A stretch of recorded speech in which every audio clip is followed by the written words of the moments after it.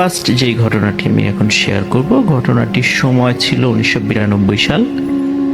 এই ঘটনাটি যার সঙ্গে ঘটেছিল উনি সঙ্গত কারণে ওনার নামটি বলতে নিষেধ করেছেন, এই কারণে ওনার নামটি আমি বলছি না, অন্য সব কিছু আমি বলছি।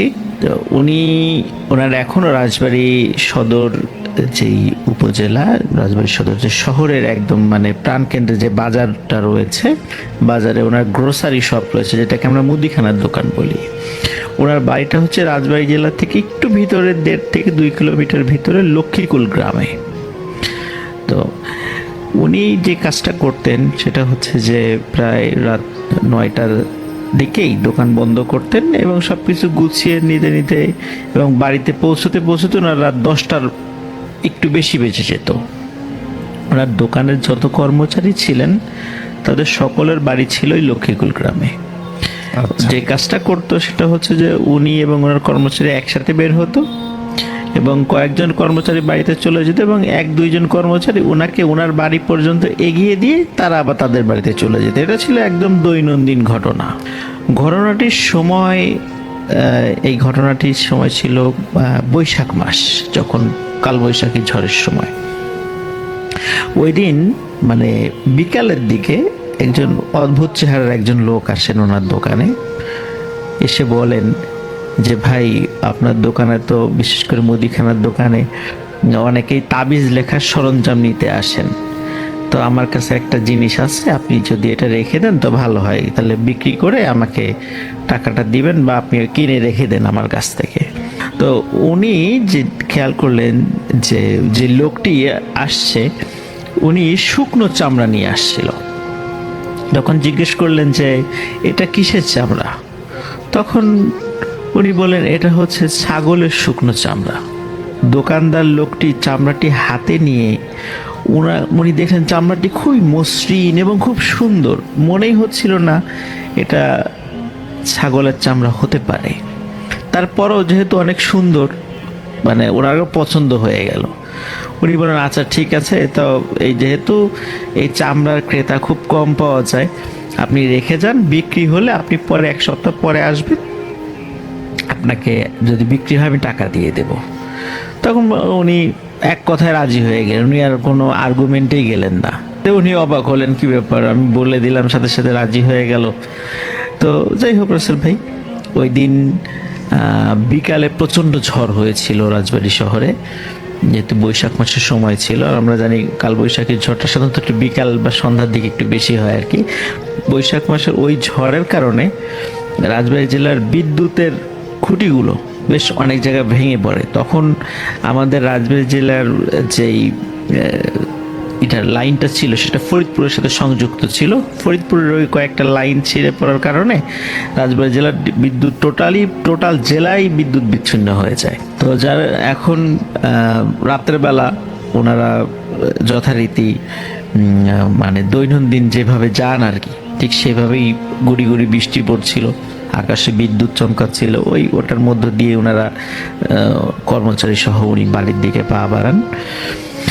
তো রাসেল ভাই, যেহেতু বৃষ্টি হচ্ছিল, অন্যান্য কর্মচারীদেরকে উনি বললেন তোমাদের কষ্ট করে আর আমাকে বাড়ি পর্যন্ত এগিয়ে দিতে হবে না, তোমরা বৃষ্টির মধ্যে আর আমার বাসা পর্যন্ত আসার দরকার নাই, তোমাদের ফিরে যেতে আবার কষ্ট হবে, তোমরা বাড়ি চলে যাও। তখন উনি ওনার কর্মচারীদেরকে বাড়িতে পাঠিয়ে দিয়ে উনি নিজেই মানে ওনার বাড়ির দিকে হাঁটা শুরু করলেন। ওনার বাড়ির এরিয়াটা ছিল একটু বড় এলাকা নিয়ে, বড় জায়গা নিয়ে, যেহেতু ওনার অবস্থা ভালো ছিল। বাড়ির চারপাশে বড় একটা পুকুর ছিল বাড়ির পাশে। আর রাসেল ভাই, ওনার বাড়িটা যেহেতু লক্ষ্মীকুল গ্রামে ছিল, লক্ষ্মীকুল গ্রামে বেশ পুরাতন, বিশেষ করে রাজবাড়ী জেলা যেই রাজার নামে হয়েছে, রাজা সূর্য কুমারের নামে, তো ওনার একটা অনেক পুরাতন রাজবাড়ি একসময় ওখানে ছিল এবং এখনও বড় বড় কয়েকটা পুকুর আছে। সেই পুকুর নিয়ে অনেক কাহিনী প্রচলিত আছে, অন্য কোনো সময় হয়তো বা সেগুলো আমি শেয়ার করব। তো রাসেল ভাই, ওই পুকুরগুলো পার হয়ে ওনাদের বাড়ি আরও ভেতরে যেতে হয় আর কি। তো উনি যখন যাচ্ছিলেন ওনার হাতে কিন্তু টর্চ ছিল, ওই সময় যে 5 ব্যাটারির টর্চ যেটা আমরা বলি অনেক সময়, ওই সময় এখনকার মতো তো চার্জার মানে টর্চ ওই সময় ছিল না। তো উনি ওনার বাড়ির দিকে যখন যাচ্ছিলেন তো যেহেতু বৃষ্টি হয়েছে, তখন উনি ওনার বাসার কাছাকাছি যখন এসেছেন, বাড়ির আগেই ওনার পুকুরটা পড়ে, তখন উনি খেয়াল করলেন যে পুকুর থেকে মাছ উঠে এসেছে। আমরা কিন্তু রাসেল ভাই যে বৃষ্টির সময় দেখি যে শোল মাছ, টাকি মাছ, কই মাছ এগুলো অনেক সময় ডাঙায় উঠে আসে। এটা আমি ছোটবেলায় আমি এগুলো ধরেছি, খুব মজা পেতাম আর কি। তো উনি রাতের বেলা এই দৃশ্যটা উনি দেখেন যে বেশ বড় আকৃতির, ওনার কাছে দেখে মনে হচ্ছিল শোল মাছ। উনি আবার কি করলেন, টর্চ লাইটটা জ্বালানোর চেষ্টা করেন, কিন্তু অদ্ভুত ব্যাপার রাসেল ভাই, ওনার টর্চ লাইটে ব্যাটারিগুলো ছিল, সবগুলো ব্যাটারি চার্জ ছিল, কিন্তু ওনার টর্চ লাইটটা কোনো একটা কারণে জ্বলছিল না। তো উনি চিন্তা করলেন যে কি ব্যাপার, জ্বলছে না কেন, কোনো একটা সমস্যা হতেই পারে। এই চিন্তা করে উনি আর টর্চ লাইটের দিকে মানে মনোযোগ না দিয়ে উনি চিন্তা করলেন যে যে মাছগুলো যেহেতু আমার সামনে আছে, আমার কাছে তো একটা ব্যাগ আছে, আমি ব্যাগের মধ্যে মাছগুলো একটু উঠিয়ে নিই, ভরে নিয়ে যাই আর কি। তো যেই ভাবা সেই কাজ, উনি বেশ 10-12টা মাছ উনি ওর ভিতরে উঠানোর পরে তো উনি বাড়িতে চলে যান। বাড়িতে যাওয়ার পরে ওনার স্ত্রীকে বলেন যে এই মাছগুলো রান্নাঘরে নিয়ে রেখে দিতে, সম্ভব হলে এখনই সেগুলো কুটে ফেলতে। আসল ভাই উনি ওনার স্ত্রীর কাছে মাছের ব্যাগটি দিয়ে উনি যখন ওনার রুমে প্রবেশ করেন এবং যখন একটু ড্রেস চেঞ্জ করছিলেন, কিছুটা ভিজে গেছিলেন যেহেতু বৃষ্টিতে, হঠাৎ রান্নাঘর থেকে মানে প্রচন্ড শব্দে ওনার স্ত্রীর এক আর্তনাদ ভেসে আসে ওনার কানে, এবং বাড়ির অন্য সদস্যরা মিলেও দৌড়ে রান্নাঘরের দিকে ছুটে যান। দেখেন যে ওনার স্ত্রী সেন্সলেস হয়ে পড়ে আছে, এবং যেই ব্যাগটা, মাছের ব্যাগটা ছিল, সেই ব্যাগে একটি মাছও নেই। তখন সবাই মিলে তাড়াতাড়ি করে ওনার স্ত্রীকে মানে পানি ছিটা দিয়ে বিভিন্ন প্রক্রিয়া করে ওনার স্ত্রীর জ্ঞান ফেরানো হয়। তো স্ত্রীর জ্ঞান ফেরানোর পরে তখন তাকে জিজ্ঞেস করা হয় আসলে ঘটনাটি কি ঘটেছিল। তখন ওর স্ত্রী বলেন যে উনি মাছের ব্যাগটি নিয়ে যখন রান্নাঘরে এসেছেন এবং একটি একটি করে মাছ বের করবেন এই চিন্তা করে মনে করেন যে কেবল মানে একটা হাত মানে ব্যাগের মধ্যে দিয়েছেন, হঠাৎ করে ওনার মনে হয়েছে কেউ যেন খপ করে ওনার হাতটা চেপে ধরেছে। তখন উনি চিন্তা করেছেন যে হয়তোবা কোনো মাছ হয়তোবা আমাকে মানে কামড় দিয়েছে। এই চিন্তা করে উনি ব্যাগের মুখটা খুলে দেখতে গিয়েছেন আসলে কি হলো। যখনই রাসেল ভাই উনি ব্যাগের মুখটি খুলেছেন, দেখে যে ওখানে একটি মাছও তো নাই, বরং সেখানে রয়েছে বাচ্চাদের মানে আঙ্গুলের মাথা থেকে শুরু করে কনুই পর্যন্ত এই হাত, কাটা হাত, প্রায় 15-16টা কাটা হাত ওই ব্যাগের মধ্যে রয়েছে, এবং ওই একটা হাতই খপ করে ওনার হাতটা চেপে ধরেছে। তখন উনি ওই দৃশ্য দেখে সাথে সাথে সেন্সলেস হয়ে পড়ে যান চিৎকার করে। মানে এতটুকুই ওনার মনে আছে, পরে আর কিছু মনে নাই। পরে এসে আর কোনো মাছ তো ছিলই না। তখন সবাই বললেন যে রাতের বেলায় এভাবে মাছ নিয়ে আসতে হয় না, মাছ নিয়ে আসলে এরকম ভয়ঙ্কর কিছু হতে পারে। সবাই মানে এইভাবে ওই যে দোকানদার যেই আঙ্কেল আর কি, ওনাকে একটু ভৎসনা করলেন। উনি চিন্তা করলেন হয়তো এরকম একটা ঘটনা হয়ে গেছে, প্যারানর্মাল একটা ঘটনা, এই ঘটনা এখানেই শেষ, উনি এটাই মনে করেছিলেন। রাসেল ভাই এটা ছিল সবে শুরু মাত্র। তো এর ঠিক পরের দিন উনি যখন রাতের বেলা বাড়িতে ফিরছিলেন, বাড়িতে ফেরার পর ওই দিন আবার সব ওনার কর্মচারীরা ওনার বাড়ি পর্যন্ত এগিয়ে দিয়েছিল, যেহেতু আগের দিন একটা দুর্ঘটনা ঘটে গেছে। ওই দিন একদম বাড়ি পর্যন্ত এগিয়ে দিয়ে গেছে, কিন্তু বাড়ি পর্যন্ত এগিয়ে দেওয়ার পর উনি যখন বাড়ির বাইরের ওনার টিনের গেট ছিল, টিনের গেটটা খুলে যখনই ভিতরে ঢুকেছেন, দেখে উঠোনে 15-20টা বাচ্চা খেলাধুলা করছে। এবং অদ্ভুত ব্যাপার হলো ওই বাচ্চাগুলো সবার মাথা অস্বাভাবিক রকমের বড় এবং চ্যাপ্টা প্রকৃতির। এবং ওই সময় মানে চাঁদের আলো, যেহেতু মানে ঝড়ের সময় চাঁদের আলো ওই সময় ছিল না, একটু বিদ্যুৎ চমকাচ্ছিল। বিদ্যুৎ চমকার আলোতে উনি যতটুকু দেখলেন সেটা হচ্ছে যে প্রত্যেকের চেহারা খুবই অদ্ভুত প্রকৃতির এবং সবার চোখগুলো অনেক বড় বড়। তো উনি দৃশ্য দেখে কিছুটা একটু ভয় পেলেন এবং চিন্তা করেন যে এই ধরনের বাচ্চা তো আমাদের গ্রামে আমি কখনো দেখেছি বলে মনে পড়ে না। তখন উনি জিজ্ঞেস করেন, এই তোমরা কারা? যখনই এভাবে বলেছে সবাই, ওই বাচ্চা 15-20টা বাচ্চা সবাই দৌড় দিয়ে, মানে মনে হলো মানে বেড়া টপকিয়ে লাফিয়ে লাফিয়ে বেড়া টপকিয়ে চলে গেল ওই পাশে। এবং ঘন অন্ধকার ছিল, ওই পাশে জঙ্গল ছিল, কিন্তু ওরা কোথায় গেল? উনি এইটা দেখে খুব মানে ভয় পেয়ে গেলেন। উনি সাথে সাথে তাড়াতাড়ি টর্চ নিয়ে বের হলেন। ওনার হাতে টর্চ ছিল, তখন টর্চ জ্বালিয়ে জঙ্গলের দিকে খেয়াল করলেন যে ওখানে কিচ্ছু নাই। উনি চিন্তা করেন কি ব্যাপারে, এত তাড়াতাড়ি বাচ্চাগুলো কোথায় গেল? তখন উনি চিন্তা করলেন যে আসলে আমাদের বাড়িতে হচ্ছে এটা কি, গতকালকে এই ঘটনা ঘটলো, আজকে এটা।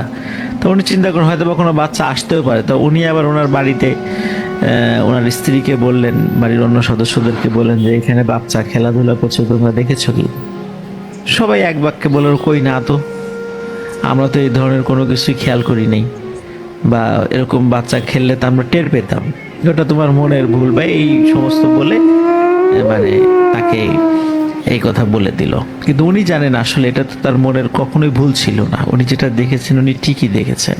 এর ঠিক পরের দিন থেকে আর একটা নতুন উৎপাত শুরু হলো। সেটা হলো রাতের বেলা যখন ওনারা ঘুমিয়ে থাকেন, রাত ঠিক 1টা কি 2টোর দিকে ওনার টিনের চালে মনে হয় কে যেন ধূপ ধাপ করে এক পাশ থেকে আর এক পাশে চলে যায়।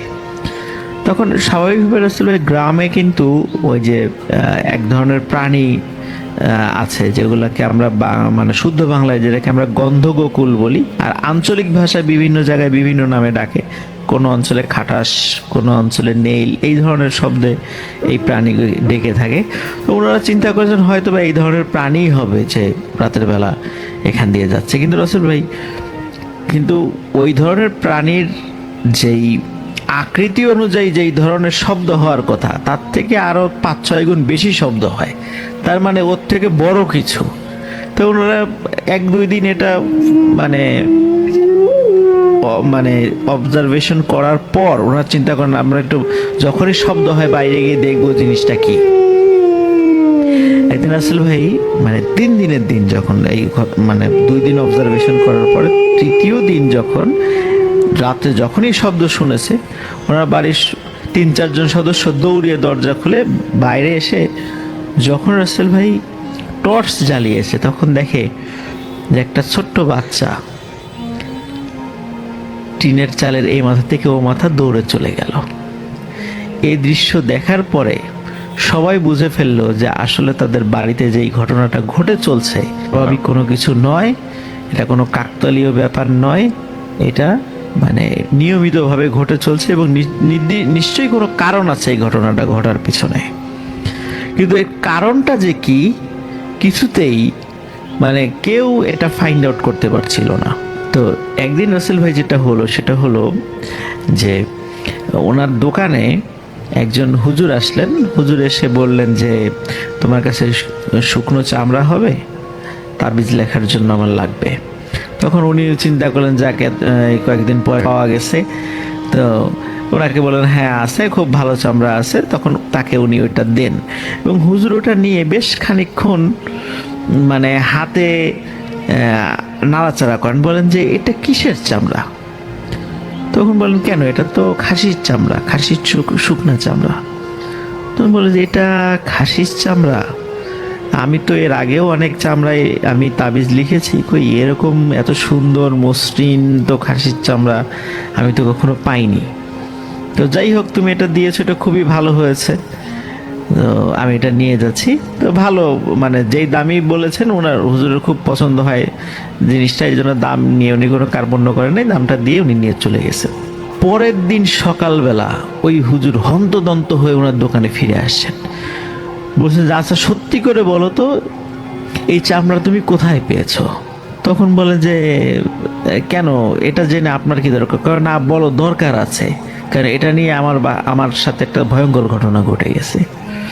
তখন বলে কি ঘটেছে? তখন বলে যে রাত্রে উনি যখন ওই চামড়ার উপরে মানে তাবিজ লেখা শুরু করেছেন, উনি মানে ফিল করছিলেন যে ওনার আশেপাশে মানে মনে হচ্ছে মানে কেউ দৌড়াদৌড়ি করছে।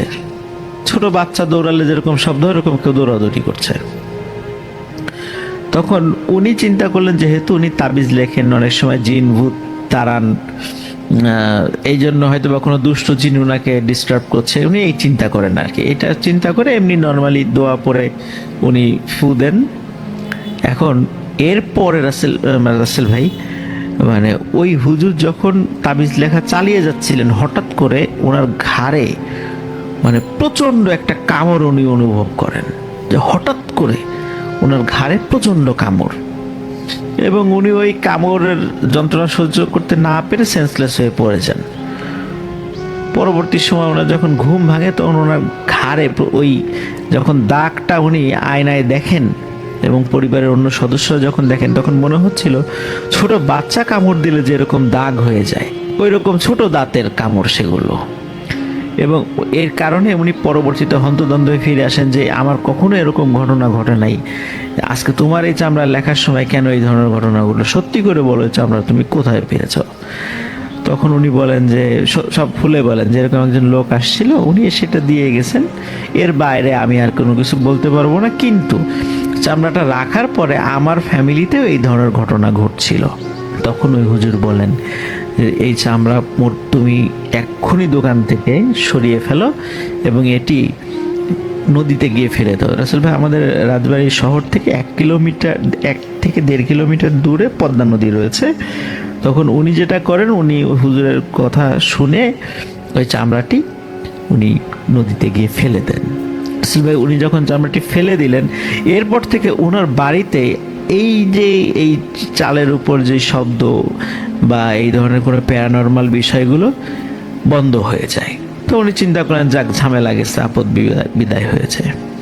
তো রাসেল ভাই, এই ঘটনার সপ্তাহখানেক পর উনি যখন রাতের বেলা ওনার বাড়িতে আবার ফিরছিলেন, হঠাৎ ওনার গেটের কাছে উনি দেখেন যে চাদরে মাথা ঢাকা এবং সারা শরীর মোড়ানো একজন ব্যক্তি দাঁড়িয়ে আছে। তখন উনি বলেন কে? যখনই কে বলে তখন ওই লোকটি দৌড়ে চলে যায় জঙ্গলের দিকে। জঙ্গলের ভাই ওখানে ঘন জঙ্গল, মানে ঝোপঝাড় আর কি, ওখান দিয়ে বেরোনোর কোনো পথ নাই, কিন্তু ওই ভিতরে চলে যায়। তখন উনি এটা দেখে চিন্তা করেন যে এটা কে আসলো। এটা দেখে উনিও ভয় পান যে আবার নতুন করে কোনো সমস্যা শুরু হলো কিনা। এরপরে উনি চিন্তা করেন যে না, আমার দোকানের কর্মচারীদেরকে এরপর থেকে বলবো আমাকে একদম যেন বাসার ভিতরে নিয়ে ঢুকিয়ে দিয়ে আসে। রাসেল ভাই মানে এরপরে ওনার কর্মচারী ওনার বাসার ভিতরেই ঢুকিয়ে নিয়ে মানে দিয়ে আসতো, মানে গেটটা পার করে দিয়ে আসতো। এখন রাসেল ভাই এর পরে যে ঘটনাটা ঘটে সেটা হলো যে গেট পার করে ভিতরে ঢুকেছে, হঠাৎ করে দেখে ওনার দরজার সামনে কি যেন বসে রয়েছে, ওই যে চাদর পরা। তো যখনই বলে কে, তখনই সে লাফ দিয়ে ওই যে ঠিক যেমন ওই বাচ্চারা যেমন টিনের গেটটা টপকিয়ে খুব মুহূর্তের মধ্যে চলে গিয়েছিল, ঠিক উনি এরকম লাফ দিয়ে চলে যান। এটা দেখে উনি বুঝতে পারেন যে এটাও স্বাভাবিক কিছু না, এটাও অস্বাভাবিক কিছু। তো এরকম রাসেল ভাই প্রায়শই ওনার সাথে ঘটতে থাকে এবং বাড়ির সদস্যরাও টের পান যে রাতের বেলা ওনাদের বাসার চারপাশ দিয়ে কেউ যেন ঘোরাঘুরি করছে। রাসেল ভাই একদিন উনি চিন্তা করেন যে যেভাবেই হোক এটাকে ধরতে হবে, মানে উনি একটু সাহস করেন যে এভাবে আর চলতে পারে না, এরা নিশ্চয়ই কোনো মানুষ নতুন করে আমার সাথে দুষ্টামি শুরু করেছে, এরকম উনি চিন্তা করেন। এরপরে একদিন উনি আসছেন, তো সেদিন আর বাড়ির সামনে না, ওই দিন আবার কোনো কারণে উনি দাওয়াত খেয়ে এক জায়গা থেকে ফিরছিলেন। ওই সময় বেশ রাত হয়ে যায় বাসায় ফিরতে ফিরতে। তখন পথিমধ্যে দেখে এরকম চাদর পরা একজন লোক দাঁড়িয়ে আছে। তখন বলে এই কে? তখন ওই চাদর পরা লোকটি তখন আর পালায় না, তখন আস্তে আস্তে সামনে এগিয়ে আসে। সামনে এগিয়ে এসে বলে, সামনে এগিয়ে এসে ওনার চাদরের মানে চাদরটা ওনার মাথা থেকে সরিয়ে ফেলে। সরিয়ে ফেলার পর দেখে যে ওটা সেই লোক যে ওই চামড়াটি দিয়ে গিয়েছিল তার দোকানে। তখন সে বলে যে আমার চামড়া ফেরত দে। তখন বলে যে আমি চামড়া ফেলে দিয়েছি। তুই কেন ফেললি? আমার চামড়া ফেরত দিতে হবে। তখন বলে যে এটা কোনোভাবেই সম্ভব না, আমি নদীতে ফেলে দিয়েছি, বলে তোর অনেক ক্ষতি হবে। এটা বলেই রাসেল ভাই সে অদৃশ্য হয়ে যায়। তো ওই দিন রাত্রে রাসেল ভাই, যে ওনার তো 3টা ছেলে সন্তান এবং 2টা কন্যা সন্তান ছিল, তো ওনার একটা সন্তান ঘুমের ভিতরেই মারা যায়। মানে কোনো তার শরীরে কোনো আঘাতের চিহ্ন ছিল না, কিছু ছিল না, ঘুমের ভিতরেই মারা যায়। এরপর থেকে রাসেল ভাই উনি আর কখনোই মানে সামনাসামনি কোনো ওই বাচ্চা বা ওই চাদর পরিহিত কোনো লোককে না দেখলেও উনি এখনো ঘুমের মধ্যে ওই চাদর পরিহিত লোককে স্বপ্ন দেখেন অস্পষ্টভাবে, এবং অনেক বাচ্চাদেরকে উনি দেখেন, ওই যে অদ্ভুত চেহারার বাচ্চাদেরকে উনি ঘুমের মধ্যে স্বপ্ন এখনো দেখেন। এখনো ওনার সাথে ঘটনাটা চলছে। তো যেহেতু ওনার সাথে এখনো ঘটনা চলছে, এই জন্য উনি নামটা বলতে আমাকে নিষেধ করেছিলেন যেন আমি নামটা না বলি। তো এটাই ছিল রাসেল ভাই আমার ফার্স্ট স্টোরি।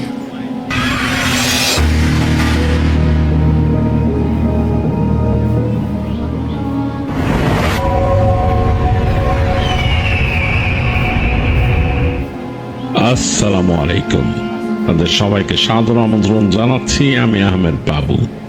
কেমন আছেন আপনারা? আশা করি সবাই ভালো আছেন।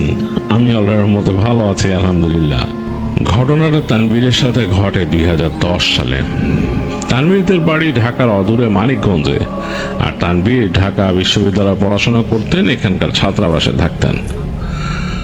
তো বিভিন্ন সময় তিনি ছুটিতে বাড়ি যেতেন, আর বেশিরভাগ সময় তো ঢাকায় কাটানো পড়তো। তো সেবার ঈদের ছুটিতে তিনি বাড়ি গেলেন।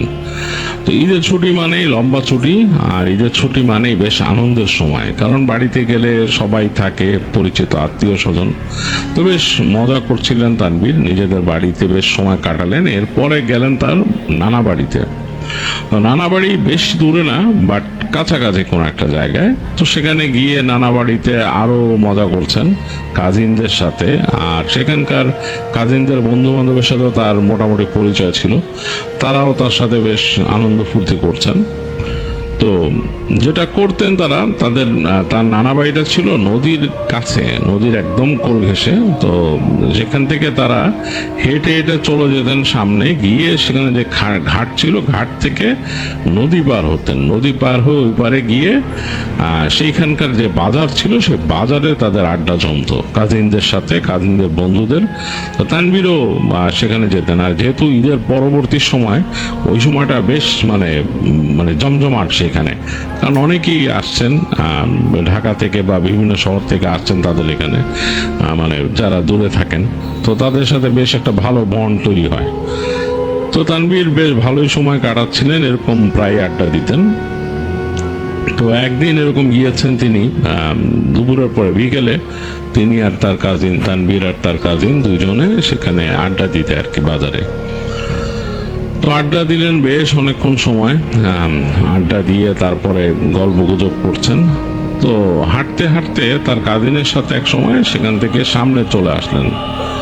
তো আস্তে আস্তে দেখছেন যে সেই বাজারের শেষ প্রান্তে যে রাস্তাটা সোজা চলে গেছে, আর তার পাশে রাস্তা নেমে গেছে দূরে চিমনি, মানে সেই ইট ভাটা ছিল সেখানকার, সেই ইট ভাটার চিমনি। তো তানভীর দেখতেছে যে ওখানে কয়েকটা চিমনি আছে বেশ পুরনো, সেগুলো মনে হয় না এখন ব্যবহার হয়, আর কয়েকটা মনে হয় যে ব্যবহার হয়েছে, মানে আজকেও সেখানে কাজ হয়েছে। এখন অবশ্য ধোঁয়া উঠতেছে না, হালকা হালকা ধোঁয়া আছে ওখানে। তো তার কাজিনকে সে বললো যে ইট ভাটা এটা কোনটা? বলে যে এটা আগে ছোটবেলায় আমরা আসছি না, মনে নাই? ধরে নিয়ে আসছি তো ছোটবেলায়, তখন তার স্কুলে পড়তো। ও আচ্ছা আচ্ছা আচ্ছা, তখন তো আরো বড় ছিল। যে এখন এত বড় না, এক সাইডেরটা বন্ধ হয়ে গেছে। কি জন্য? এইটা অমুকের ছিল, তাদের গ্রামের একজন বেশ প্রভাবশালী ব্যক্তি বলে ওনার ছিল। তো ওইখানে অনেক রকম অকারেন্স হয়েছে, অনেক কিছু উনি করতো উল্টাপাল্টা, এবং তার এই কারণে বন্ধ করে দিয়েছে পরে একেবারে, মানে আইন আইন আইন প্রণয়নকারী সংস্থারা এসে একদম ওটা সিলগালা করে দিচ্ছে, ওই জায়গায় আর কিছু হয় না। তো পাশের ভাটা এখনো আছে, ওইটা চলে, ওইটা আরেকজনের। তো তখন তানভীর বললো যে আচ্ছা চল যাই, দেখি কি অবস্থা, অনেকদিন তো এই জায়গায় যাই না, বেশ মজাই লাগতো। তো কাজিন বলে যাবি, জায়গাটা ভালো না। তো তানভীর যখন বলে কেন, কি সমস্যা? এর মানে কি ভালো না মানে কি? মানুষজন যাই চায় না, বুঝছ না? ওই পাশের ভাটা তো পড়ে দিচ্ছে অনেকদিন ধরে, ওই জায়গাটা একদম আর অনেক অকারেন্স হয়েছিল তো ওইখানে, অনেক উল্টা পাল্টা কাজ কারবার করছিলেন উনি, এই জন্য বন্ধ করে দিচ্ছে এটা। ওদিকে লেগে যায় না মানুষ। আর এই যে এই পাশে চালু ভিটা, এটাও তো এখন তো বন্ধ হয়ে গেছে, এখন তো মানুষ নাই, কাজকর্ম দেওয়াস না, বেলা পড়ে গেছে একদম। তো তানভীর বলে, আরে চল হাইটে আসি, সুন্দর লাগে। আমি যে ছোটকালে গেছিলাম, আমার কাছে কেমন যেন মজা লাগছিল, চারিদিকে ইটের স্তূপ করা, অনেক জায়গায় এরকম মাটি দিয়া ব্লক বানায় বানায় রাখছে, খুব সুন্দর। তো তার কাজিন বলে, মানে অনিচ্ছা সত্ত্বেও তানভীরের সাথে হেঁটে যায়। তো তারা দুইজন গল্প করতে করতে হাঁটতে হাঁটতে নামতেছে। তাদের বন্ধুরা কিন্তু তখনও ওই যে চায়ের দোকান টোকান ওখানে আছে আর কি। তারা দুইজন হেঁটে হেঁটে নামতেছে। তো নামতে নামতে তারা একদম সোজা চলে আসলো। তানভীর দেখতেছে যে এই জায়গায় যেখানে ইট ভাটা এখনো আছে, সেখানে এখনো ইটের স্তূপ রাখা, বিভিন্ন রকমের ইট, মানে এগুলা বানায় বানায় জমায় রাখে, বুঝতেছে যে এগুলো ইট।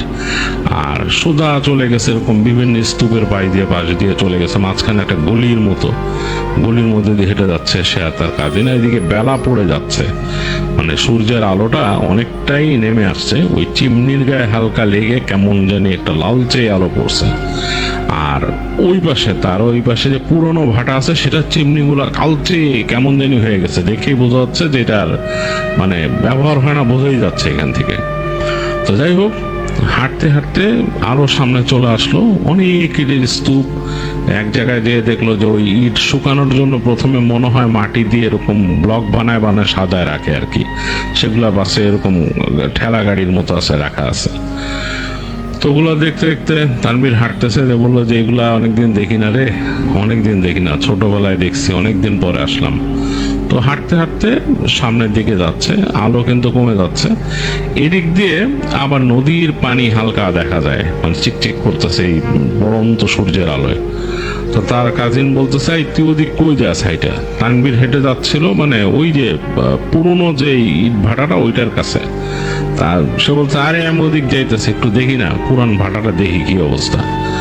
তো তার কাজিন তারে বলছিল, আরে না, এই মানে তাকে মানা করতেছে, এর মাঝে তার ফোন আসছে তার কাজিনের। তো তার কাজিন ফোন বের করে ধরে কথা বলতেছে, আর এর মধ্যে তানভীর হাঁটতেছে, হাঁটতে হাঁটতে সামনে চলে গেল। তো সে দেখতেছে যে যেখানে যে ইট বিছায় রাখছে এই জায়গাটা, এই পাশে কিন্তু ওই যে মানে যেগুলো ব্লক করে করে রাখছে, সেই জায়গার পাশ দিয়ে এরকম আরো কিছু ইটের স্তূপ আছে, তার পাশ দিয়ে সে বের হয়ে গেল। ওই পাশে দেখতেছে খোলা বড় বড় ঘাস জমে আছে। তো ওখানে কয়েক সেকেন্ড দাঁড়াইলো তানভীর, চিন্তা করলো, আরে এখানে দাঁড়ায় থেকে তো কেমন জানি, মানে এত বড় বড় ঘাস হয়ে গেছে। তারপর চিন্তা করে, আরে যাই না, সামনে যেয়ে দেখি, ছোটবেলায় তো দেখছি ওইখানেও মানে কাজ হয়, কি সুন্দর ছিল। তো সে হাঁটা ধরলো। আর তার কাছে একটু কেমন জানি লাগে, তানভীরের কাছে আসলে এই ধরনের পুরনো জিনিস বা ওইরকম কোন স্থাপনা পড়ে আছে দেখতে বেশ ভালো লাগতো তানভীরের কাছে, মানে সে খুব ইন্টারেস্ট ফিল করতো এগুলোতে। যাই হোক, সে হেঁটে যাচ্ছে ওদিক দিয়ে, মানে একটা ছোট এরকম রাস্তার মতো। এইখানে আর কোনো ইটের স্তূপ নাই, কিছু নাই। তবে সামনে যে দেখলো কয়েকটা পুরনো স্তূপ আছে ইটের, সেগুলোর মধ্যে দিয়ে আবার শ্যাওলা, মানে তারপর গজায় গেছে, ওই যে ছোট ছোট এরকম আগাছার মতো বের হয়ে গেছে, এবং ইটগুলাও পুরান হয়ে গেছে, মানে এই ইটগুলা কেউ নেয় নাই কোনো কারণে, পড়ে আছে। বেশ বড় না, বাট বেশ কিছু ইট এরকম স্তূপ, এগুলো পুরান হয়ে গেছে। তো হাঁটতে হাঁটতে সামনে গেল, দেখলো যে ভাঙা ইট, মানে যে আদলা, এগুলো পড়ে আছে, সেগুলোর মধ্যে শ্যাওলা টাওলা হওয়া। তো হাঁটতে হাঁটতে সে সামনে যেয়ে দেখতেছে যে দূরে সেই একটা এরকম ঘর দেখা যাচ্ছে, এরকম কালো ঘর। এইটা সম্ভবত এইখান থেকেই মানে সব কার্যক্রম পরিচালনা করা হতো, আর সামনেই মনে হয় ভাটাটা। তো সে দেখে চিন্তা করলো যে যাই, আমি একটু দেখে আসি। এদিকে কিন্তু সূর্যের আলো একদম পড়ে গেছে দিকে। তো তানভীর হাঁটতে হাঁটতে ওই জায়গাটা চলে গেল, ওই ঘরটার কাছে। বোঝা গেল যে এইখানে কার্যক্রম হইতো, কাজ টাজ হইতো। সে হাঁটতে হাঁটতে সামনে যে ওখানে ভাটা, মানে এরকম মানে যে জায়গাটার মধ্যে ইট মানে পোড়ানো হয়, সাজা সাজা রাখা হয়, ভাটার জায়গাটায় চলে গেল। তো ভাটার কাছে আস্তে আস্তে সে হঠাৎ করে দেখলো ওখানে একটা ছাউনির নিচে একটা মেয়ে দাঁড়ানো। মেয়েটা লাল একটা শাড়ি পরা, মানে লাল রঙের একটা শাড়ি পরা, মাথার মধ্যে ঘোমটা টেনে রাখছে, এবং তার চোখ দেখা যাচ্ছে, ঘুমটা যে টানছে সে এরকম সামনে নিয়ে আসছে, তার চোখ দুটো দেখা যাচ্ছে। চোখ দুটো কেমন জানি একটু ঘোলাটে, আর এই যে পড়ন্ত সূর্যের আলোটা এসে তির্যক ভাবে পড়ছে ছাউনির উপরে, সেটার থেকে মনে হচ্ছে একটা গ্লেয়ার টাইপের কিছু চোখে এসে পড়ছে। চোখটা মনে হচ্ছে চমকাচ্ছে, একটা সবুজাব চোখ এবং টানা টানা কাজল দেয়া, বেশ লম্বা লম্বা চোখ, মানে ডাগর চোখ। তানভীরের জানি কেমন জানি ঝিম লেগে উঠলো চোখগুলো দেখে, সে অনেকটা সম্মোহিতের মতো হয়ে গেছে। সে কয়েক সেকেন্ড তাকাই ছিল মেয়েটার দিকে, মুখটা তো দেখা যাচ্ছে না, মুখটা ঢেকে রাখছে মেয়েটা। তো তানভীর কিছু বলতেও পারতেছে না, সে আস্তে আস্তে এগিয়ে যাচ্ছে সামনে।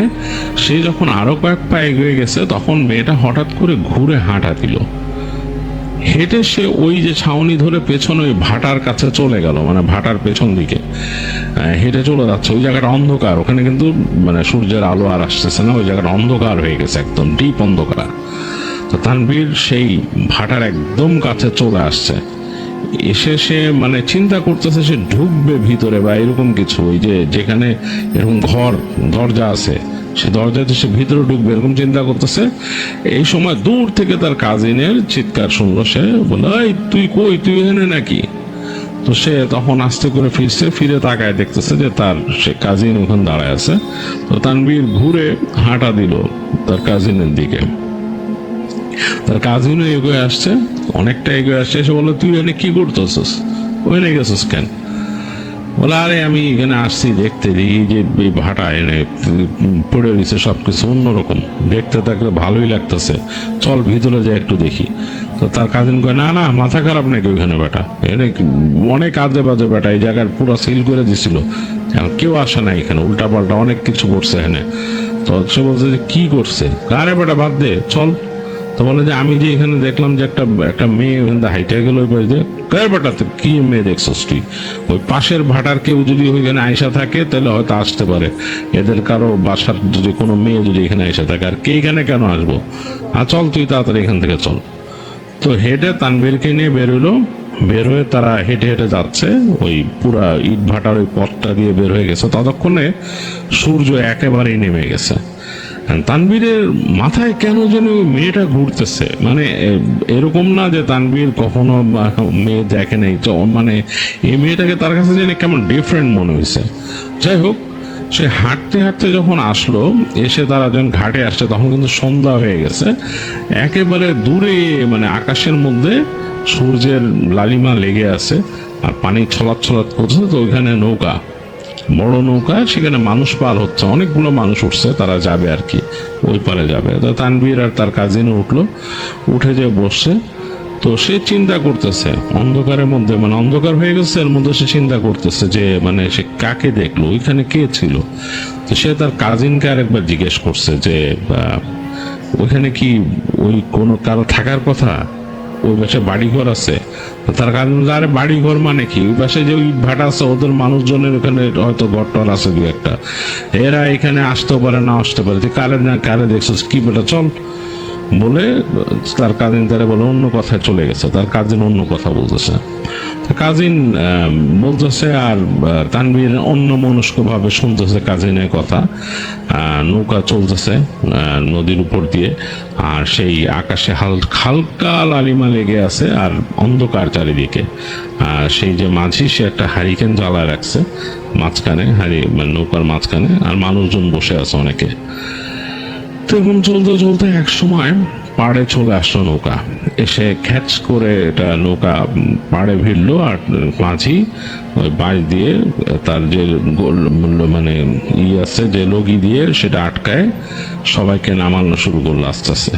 তো মানুষ নেমে যাচ্ছে।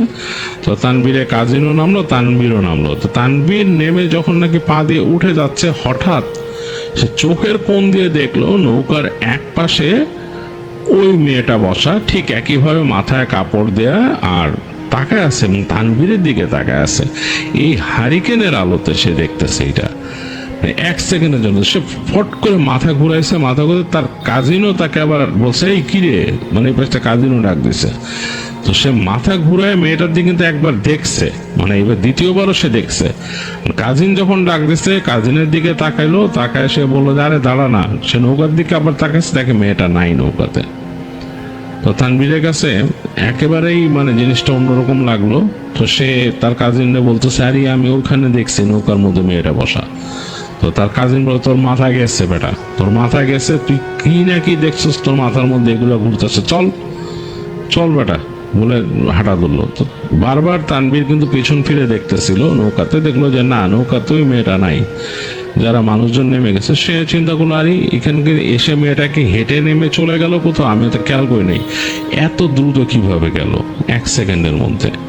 যাই হোক, হাঁটতেছে হাঁটতেছে একটু অন্যমনস্ক ভাবে তানভীর হাঁটতে হাঁটতে বাড়িতে আসলো। তো আসার পথে তার কাজিন তাকে বলতেছে যে, চিন্তা করিস না, কালকে তোরে নিয়ে হাটে যামনে, হাটে যামনে আমগো যে নৌকা আছে, নৌকা নিয়ে আসুম, ওই নৌকা দিয়ে যাবো।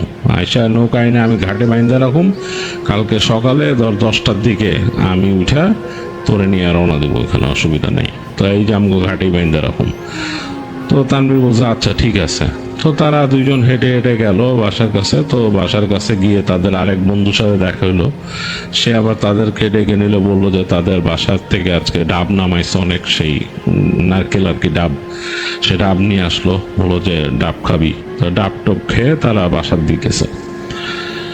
তো বাসায় গেল, বাসায় গিয়ে তার কাজিন তার মতো এটা ওইটা করতে তানভীরে বললো যে আমি আসি, আমি যাই, আর রাত্রেবেলা আমি নৌকাটা আইনা বাইন্দা রাখবো আমগো ঘাটে, আমগো ঘাট তো জানোস কোথায়। তানভীর বলছে, কোথায়? বলে ওই যে এখান থেকে হাইটে গেলে। তো তাকে বুঝাই দিল আর কি, যে এখান থেকে হাইটে যায় ওই দিক দিয়ে যে নাইমে ওই নামলে ওই যে আমাদের ঘাট, কিন্তু হ্যাঁ ওখানে আমাদের বাসার মানুষজন নদীতে যদি কিছু প্রয়োজন হয় ওখানে থাকে নৌকা, ওইখানে ভিড়ে, মানে আমাদের নিজেদের নৌকা। তো তানভীর বললো, আচ্ছা আচ্ছা ঠিক আছে। তারা ভালো মতো বুঝাইলো তার কাজিন কিভাবে যেতে হয় তাদের ঘাটে। কালকে 10টার সময় সকালে নাস্তা খেয়ে আগে উঠে যাবি, নাস্তা খেয়ে রেডি থাকবি। তানভীর বলছে, আচ্ছা ঠিক আছে। তো কাজিন চলে গেল তাদের ঘরে। আর মানে তাদের সবারই ঘর আলাদা আলাদা আর কি ওখানে। তো তানভীর যে তাকে যেই ঘর দেওয়া হয়েছে থাকতে দিছে ওখানে আছে, রাতের বেলা ওখানে আর কেউ নাই। সে কাপড় চোপড় চেঞ্জ করে বাসার মানুষের সাথে যে দেখা করলো, কথাবার্তা বললো। রাত হয়েছে, গ্রামে তো আসলে রাত গভীর হয়ে যায় তাড়াতাড়ি। তো সে তার রুমে আসলো, এসে শুয়ে পড়ছে, ক্লান্তি লাগতেছে অনেক, আর ভাবতেছে যে আজকে কই কই গেলাম, কি দেখলাম, এত হাঁটাহাঁটি করলাম, মানে বেশ ক্লান্তি লাগতেছে। তো তানভীরের চোখে ঘুম লেগে আসছিল, মানে আর কি চোখ বন্ধ হয়ে গেছিল। এই সময় তার কাছে মনে হলো যে তার ঘরের সামনে দিয়ে কেউ হাঁটা চলা করে, মানে কেউ হয়তো হেঁটে এখান থেকে দাঁড়াচ্ছে বা বসতেছে। তার ওখানে একটা ওই তাদের ঘরের সামনে মোড়া ছিল, একটা বেতের মোড়া আর কি, সেই মোড়াতে মচমচ শব্দ শুনলো। তো তানভীর চিন্তা করছে, রাতের বেলা তো এখানে কেউ থাকার কথা না, তাকে যে ঘরটা থাকতে দিছে এটা হচ্ছে তাদের এক্সটেনশন কাচারি ঘর আর কি, মানে মেহমান টেহমান আসলে থাকে আর কি। না দেখা যায় ঘরের খুব বেশি যে নাম্বার আছে তা না, এই কাছারি ঘর এক্সটেনশন, এবং এটা বেশ ভালো। এবং এইটা মোটামুটি তাদের মূল যে বসত, মানে অন্যান্য ঘরগুলোর থেকে একটু দূরে আর কি এই সাইডে। আর তানভীরও এটা লাইক করে, তানভীর ওখানে যে মানে মামাদের সাথে থাকতে চায় না, এই ঘরটাই থাকতে চায়, একলা থাকে, চিন্তা নেই। তো যাই হোক, সে মনে হলো যে ওইখানে ওই যে বেতের মোড়া কেউ মচমচ করতেছে, চিন্তা করলো কে এসে বসছে। তো মানে তার ঘুমটাই হয়ে গেছে ওই ওখানে হাঁটা চলার শব্দে। তো তানভীর অনেকক্ষণ ধরে শব্দ পাচ্ছে ওইখানে, মনে এখানে কেউ হাঁটা চলা করতেছে, তার মোড়াটাকে এই পাশ থেকে এই পাশে নিতেছে এরকম। আর তার যেহেতু ঘুম হয়ে গেছে, এখন আর ঘুম আসতেছে না, তার অস্বস্তি লাগতেছে, সে এপাশ ওপাশ করতেছে। একসময় সে উঠলো বোঝার জন্য যে কে বারান্দার মধ্যে, কে এই বারান্দার মধ্যে কে এসে এরকম বসতেছে, এই করতেছে। রাত তো অনেক গভীর হয়ে গেছে, মানে রাতের বেলা যে অ্যাম্বিয়েন্স যে সাউন্ডগুলো এটা অনেক জোরে জোরে আসতেছে, বেশ লাউড। তো তানভীর হেঁটে গিয়ে সে ওই ঘরের মেন দরজার কাছে দাঁড়াইলো, ঘরের দরজাটা খুলবে আর কি। তো তার আগে সে চিন্তা করলো যে আমি একটু উকি দিই বাইরে। তো উকি দেওয়ার জন্য হচ্ছে কি, এই পাশে তো মানে ঘরটা হচ্ছে টিনের ঘর, এই পাশে দরজা তো ফ্রেম করে লাগানো, এই পাশে হালকা ফাঁক আছে। তো সে ফাঁকা দিয়ে সে আস্তে করে চোখ রাখলো বাইরে।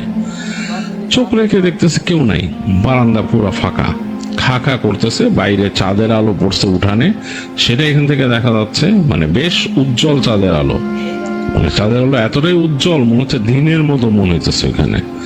তো তানভীর চিন্তা করলো যে মানে ঘটনা কি, কাউরে দেখলেছি না, ব্যাপার কি। তো সে আস্তে করে দরজাটা খুলে ফেললো। দরজা খোলার পর দেখতেছে যে বাইরের অ্যাম্বিয়েন্ট সাউন্ড আরো বেশি লাউড হয়েছে এবং মানে একটা গ্রামের যে ঠান্ডা ঠান্ডা বাতাস সেটা লাগতেছে। আর নাকের মধ্যে এই রাতের যে একটা ঘ্রাণ, গাছগাছালি সবকিছু এবং পানি, তাদের এই বাড়ির থেকে খুব কাছাকাছি নদী, সেটা পানির ঘ্রাণ আসতেছে। তো তানভীর উঠে বারান্দায় চলে আসলো। তো বারান্দায় এসেই তার কাছে জানি কেমন একটা অনুভূতি হওয়া শুরু হলো। তার কাছে কেন জানি মনে হচ্ছে তার বারান্দাতে শুধু সে একা না, কেউ আরেকজন দাঁড়ায় আছে বারান্দার মধ্যে। মানে তার কাছে এই ফিলটা হচ্ছে যে বারান্দার মধ্যে অন্য কোনো একজন দাঁড়ায় আছে, তার একটা এক্সিস্টেন্স ফিল হচ্ছে বারান্দার মধ্যে। কিন্তু বারান্দাটা কিন্তু লম্বা, মানে তার এই ঘর, তার পাশে আরেকটা ঘর আছে, সেখানে মানুষ যে বসে কোনো মিটিং টিটিং করে, সেটা বন্ধ আর কি, তালা বন্ধ করা। তো সেই তালাবদ্ধ ঘরের সামনের অংশটাও কিন্তু বারান্দা তার কাছে মনে হচ্ছে। এবং ওই ঘরে ওই মানে ওই বারান্দার কর্নারটা দেখা যাচ্ছে না। তো তানভীর একবার চিন্তা করলো যে আমি যাই ওই মাথায় যে মানে দেখি ওইখানে কি অবস্থা, কেউ আছে নাকি। তো সে হেঁটে হেঁটে বারান্দার ওই কর্নারে গেল। তো যখন যাচ্ছে ওই পাশে তালাবদ্ধ ঘরটার মধ্যে থেকে তার কাছে মনে হচ্ছে শব্দ হচ্ছে, মনে হচ্ছে কেউ চলাফেরা করতেছে, মানে তার কাছে সে ফিল করতেছে, মানে সে ফিল করতেছে তার আশেপাশে কেউ আছে। তো সে চিন্তা করলো যে এই রুম তো তালাবদ্ধ, এটার ভিতরে তো কারো থাকার কথা না, তালা আছে। তো সে হেঁটে যে ওই দরজার কাছে যে তালাটা ধরে দেখতেছে, হ্যাঁ তালা মারা। এই সময় তার কাছে মনে হলো যে তাদের যে বারান্দা বা বারান্দার একদম নিচে কেউ একজন আছে। তো সে ফট করে তাকায় দেখতেছে ও চাঁদের আলোতে সেই যে লাল শাড়ি পরা মেয়েটা দেখছিল, ওই মেয়েটা দাঁড়ায় আছে এখানে। এবং ঠিক সেইভাবেই ঘোমটাটা টানা এবং মুখের কাছে সে কাপড় টেনে রাখছে, তার ঠোঁটের কাছ দিয়ে কাপড় টানা, চোখ দুটা বের হওয়া, কিন্তু চোখটা এই অন্ধকারে দেখা যাচ্ছে না। চাঁদের আলো পড়ছে, তার লাল শাড়িটা জলজল করতেছে, মানে চাঁদের আলোতে কেমন যেন উজ্জ্বল হয়ে আছে। তানভীরের খুব মানে একটা কেমন জানি একটা ভয়ের স্রোত নেমে গেছে শরীর দিয়ে। কারণ সে চিন্তা করলো যে এই রাতের বেলায় একই শাড়ি পরা মেয়ে এখানে কি করতেছে, এবং তার যে ঘর, সেই ঘরের সামনে।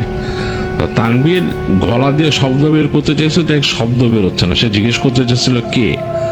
সে আরেকটু হেঁটে গেছে সামনে, একটু সামনে যখন হেঁটে গেছিল তখন সে একটা হাসির শব্দ শুনলো, খিলখিল হাসি। এবং এই হাসির শব্দ শোনার পর তানভীরের মাথাটা কেমন ঝিম করে উঠছে। এরপর এক ঝলক বাতাস এসে তানভীরের গায়ে লাগলো, মানে ওই দিক থেকেই, মেয়েটা যেখান থেকে দাঁড়ায় ছিল সেখান থেকে এক ঝলক বাতাস এসে তানভীরের গায়ে লাগছে। এবং একটা চাপা ফুলের মতো ঘ্রাণ সে পাইছে। এবং সাথে সাথে তানভীরের মাথা ঝিমঝিম করে উঠলো, পুরো ঝিম করে উঠছে মাথাটা। তানভীর ওই ঝিমঝিম মাথা নিয়ে কেমন যেন একটা ফিল করা শুরু করলো। তার কাছে মনে হলো সে এই জগতে নাই, একটা ডিফারেন্ট জগতে আছে। আর সে ওই মেয়েটাকে দেখতেছে, মেয়েটার শাড়িটা মনে হচ্ছে উজ্জ্বল রং, মানে চাঁদের আলো পড়ে মনে হচ্ছে জল জল করতেছে, মনে হচ্ছে যে একদম আলো ঠিকরে বেরিতেছে শাড়িটার থেকে। তানভীর ওই মেয়েটার দিকে হেঁটে যাচ্ছে, আর মেয়েটা তার কাছে আসার সাথে সাথে ঘুরে গেল, ঘুরে হাঁটা শুরু করলো। তানভীর তাকে ফলো করা শুরু করলো। খুবই আশ্চর্যজনক ব্যাপার, তানভীর কিন্তু কিছুই বুঝতে পারতেছে না কেন সে ফলো করতেছে। আর তানভীরের কাছে কেন জানি মনে হচ্ছে তাকে তাদের যে ঘাট, বাড়ির ঘাট, সেখানে যেতে হবে, তাদের বাড়ির ঘাটে যেতে হবে। সে একেবারে লোকেশনটা তার মাথায় ঘুরতেছে, তার কাজিন তাকে কিভাবে যেতে বলছে। সে ঠিক ওইভাবে হেঁটে যাচ্ছে এবং সে দেখতেছে তার সামনে সামনে ওই মেয়েটা হেঁটে যাচ্ছে এবং তার শাড়ি চমকাচ্ছে চাঁদের আলোতে।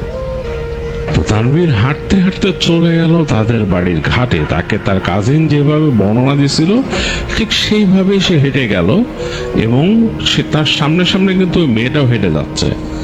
হাঁটতে হাঁটতে তাদের বাড়ির ঘাটে এসে সে দেখতেছে তাদের একটা নৌকা আছে, বড় গহনা নৌকা, সেইটা ওখানে বাঁধা। এবং সেই নৌকার উপরে মেয়েটা উঠে গেল এখান থেকে, তাদের ঘাট থেকে নৌকায় উঠে গেল মেয়েটা।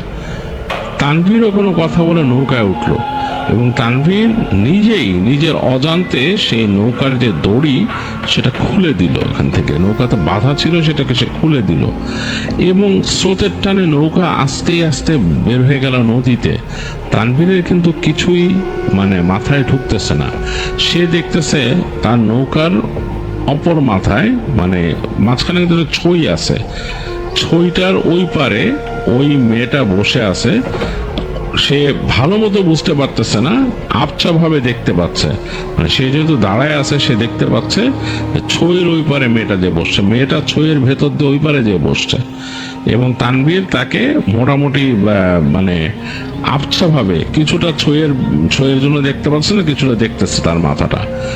এবং তানভীর এক পর্যায়ে নিজের অজান্তে সে মানে ওইখান থেকে বৈঠাটা নিয়ে নৌকা বাওয়া শুরু করলো।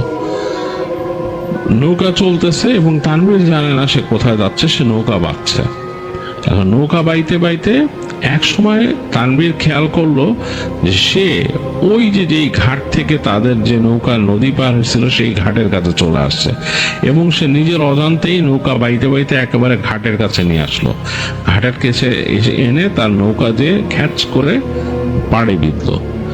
এখন তানভীর কিন্তু বলে রাখা ভালো, তানভীর কিন্তু নৌকা বাইতে পারে। সে অতীতে অনেকবার নিজের নানা বাড়িতে এসে নৌকা নিয়ে ঘুরছে এদিক ওদিক, সে ভালোই নৌকা বাইতে পারতো। তো নৌকা সেই ওখানকার ঘাটে ঘ্যাচ করে ভিড়লো। ভেড়ার সাথে সাথে তানভীর নিজের অজান্তে মানে এটা আসলে সে একেবারে নিজের অটো রিফ্লেক্স থেকে করতেছে।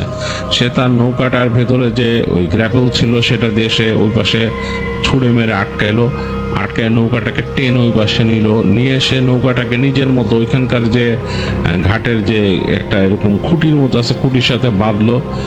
বেঁধে সে নেমে তাকায় দেখতেছে যে ওই মেয়েটা হেঁটে যাচ্ছে সামনের দিকে, আর সে ওই মেয়েটাকে ফলো করে হাঁটা শুরু করলো। হাঁটতে হাঁটতে তানভীর চলে আসছে কোথায়, সেই যে পুরনো যেই ইট ভাটা ছিল সেই ইট ভাটার ওইখানে। এখানে এসে তানভীরের কাছে মনে হলো তার জগৎটা আরো পরিবর্তিত হয়ে গেল। সে চাঁদের আলোটারে আরো ডিফারেন্ট ভাবে দেখতেছে। তানভীর যে একেবারে মানে নিজের মধ্যে নাই তা না, সে কিন্তু সে বুঝতেছে, সে হাঁটতেছে, সে যে ইট ভাটায় আসছে এটা সে বুঝতেছে, কিন্তু তার কাছে মনে হচ্ছে এই জগৎটাই আরেকটা জগৎ। মানে সবকিছু কেমন জানি গ্লো করতেছে, চকচক চকচক করতেছে, অন্যরকম। তো সেই ইট ভাটায় ঢুকে তার কাছে কেন জানি মনে হচ্ছে যে এটা অন্য একটা জগৎ। এবং হেঁটে হেঁটে ওই মেয়েটা হেঁটে যাচ্ছে, সে পেছনে পেছনে হেঁটে যাচ্ছে।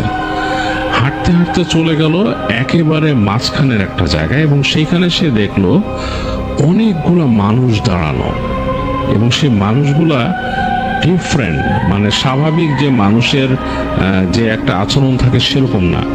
তারা কেমন জানি গোল হয়ে দাঁড়ায় আছে, এবং মেয়েটা হেঁটে যে ঠিক তাদের মাঝখানে চলে গেল।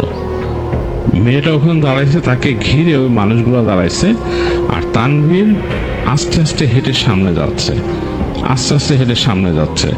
তার মানে মাথাটা মনে হচ্ছে যে কেমন জানি ঘুরতেছে, তার মানে নর্মাল সেন্সের মধ্যে সে নাই। সে হাঁটতে হাঁটতে একেবারে চলে গেল সেই মানুষগুলোর মাঝখানে। এই মানুষগুলোর মাঝে এসে সে যখন দাঁড়াইলো তখন তার কাছে মনে হচ্ছে সে আরেকটা স্বপ্নের লেয়ারে চলে আসছে। মানে এখন তার কাছে সবকিছু মনে হচ্ছে যে সে স্বপ্নে দেখতেছে এরকম। মানে তার মনে হচ্ছে যে হুঁশটা অন্যরকম হয়ে গেছে, মানে সে এখন আর নিজের বাস্তবে নেই। মানে মানুষ যখন ঘুমের ডিপ অংশে চলে যায় সেরকম, তখন যখন মানুষ স্বপ্ন দেখে ঠিক ওরকম একটা অবস্থার মধ্যে আছে। মানুষগুলো হাঁটা শুরু করলো সামনে, তানভীরও তাদের ফলো করে করে হাঁটতেছে। হাঁটতে হাঁটতে তারা চলে গেল। তানভীর দেখতেছে ধোঁয়া ধোঁয়া ভাবে, এবং মানে প্রত্যেকটা জিনিসের মানে বর্ডার লাইন হচ্ছে উজ্জ্বল, মানে যে কোনো জিনিসের প্রান্ত হচ্ছে উজ্জ্বল, আর বাকিগুলো ধোঁয়া ধোঁয়া টাইপের। সে হেঁটে হেঁটে দেখলো যে সবাই চলে গেছে একটা যে ঘর, ওইখানে ওই যে সে দেখছিল ভাটা, মানে যেখানে মানে ইট পোড়ানো হইতো যে ভাটা, সেই ঘরের দিকে সব যাচ্ছে। এবং যে দেখলো যে প্রত্যেকে ঢুকে যাচ্ছে সেখানে, সেই যে দরজা দিয়ে ঢুকে যাচ্ছে। তো তানভীরও হেঁটে হেঁটে ওখানে যাওয়া শুরু করলো। একদম সে কাছাকাছি চলে আসছে, সে ওই ঘরের মধ্যে ঢুকবে। সে ঘরের কাছাকাছি যাবে, এই সময় সে পিছন থেকে চিৎকার শুনলো। মানে মনে হচ্ছে যে একাধিক মানুষের চিৎকার দূর থেকে আসতেছে। আপনি কেডা, এখানে কি যান, এরকম করে ধমকাচ্ছে কে জানি। দূর থেকে মনে হচ্ছে তানভীরের কাছে আসতেছে। তানভীরে কিন্তু হুঁশ নাই, সে হেঁটে যাচ্ছে, সে ঢুকে যাবে ঘরটার ভিতরে। এই সময় সে শব্দ পেল, ধুপ ধুপ ধুপ ধুপ দৌড়ে শব্দ, মনে হলো দৌড়ে আসতেছে কেউ, তার পেছন দিক থেকে আসতেছে দৌড়ানোর শব্দ, মানে দৌড়ায় কেউ আসতেছে এবং একাধিক পা। কিন্তু তানভীর এই শব্দটা শুনতেছে মনে হচ্ছে দূর থেকে, কেমন জানি, মানে খুব ক্লিয়ার না, সাধারণ মানুষ যেভাবে শুনে সেরকম না, সে একটা স্বপ্নের জগতে। এবং তার কাছে মনে হচ্ছে সামনের এই যে অন্ধকার দরজাটা, এটা একটা বিশাল তার কাছে আকর্ষণের জায়গা, সেখানে তাকে যেতে হবে। এবং সে চোখে দেখতেছে সেই অন্ধকার দরজার উপরে ওই মেয়েটা ওখানে দাঁড়ায় তাকায় আছে তার দিকে।